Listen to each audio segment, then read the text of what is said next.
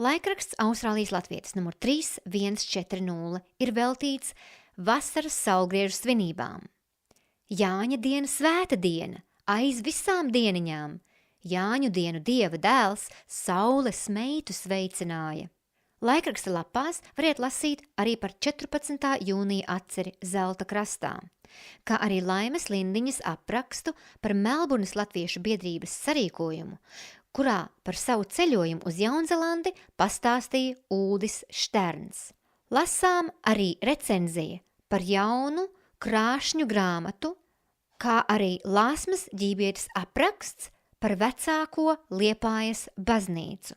Nākamais Austrālijas latvietis tiks veltīts aprakstiem par Jāņu svinībām. Publicēsim arī Lāsmas Ģībietes recenziju par Aksela Muntes grāmatu Stāsts par saimnieku. Jauku lasīšanu!